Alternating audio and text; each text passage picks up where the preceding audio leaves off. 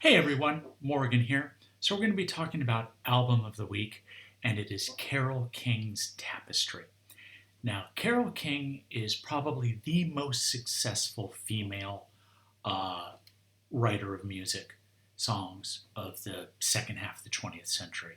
She has countless songs that have ended up in the top 10, a lot of number ones for other artists. She was writing the music, other people were recording it. She wrote Aretha Franklin's You Make Me Feel Like a Natural Woman.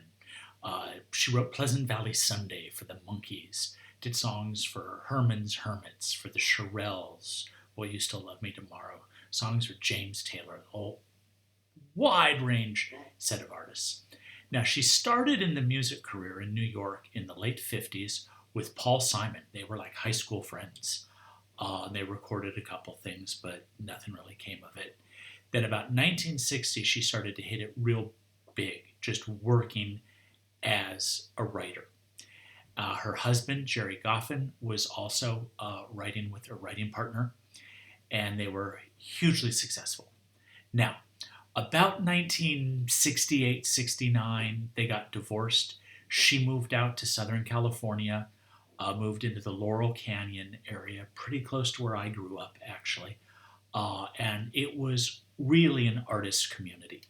And she befriended a lot of musicians up there, like James Taylor and Crosby, Stills and Nash, Neil Young, Brian Wilson of the Beach Boys.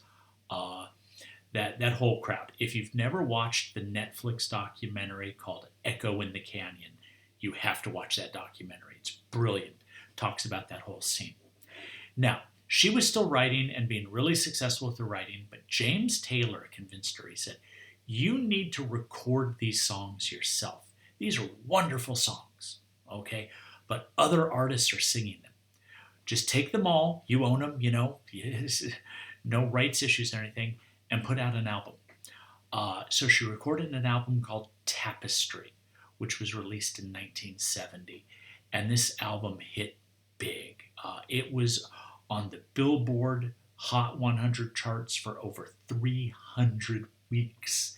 I think the only album that's been on the charts longer than that was Pink Floyd's Dark Side of the Moon, which went for about 725 weeks, something along those lines.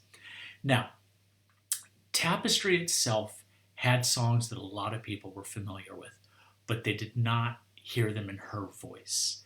So she opened up kind of this singer-songwriter pathway for other female artists. Now, the singer-songwriter would be somebody like Elton John, or even more importantly, like James Taylor, writes their own music, records their own music, just them. Okay. Now, the album was produced by a guy named Lou Adler. Now, you may not know his name, but if you've ever watched a Lakers game, he's the guy sitting next to Jack Nicholson in all the Laker games, right there courtside. He's been in the LA music scene for 70 years, probably. Okay? Now, this album was the soundtrack of my house when I was growing up. Okay? My mom played this incessantly. As soon as, dad was off to work, I'm home during the summer, my brother was around. My mom would just play this album over and over and over again. So I got really used to hearing these sounds. And it's really an amazing piece of work.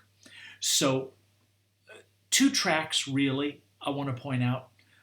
The first track on the album is I Felt the Earth Move.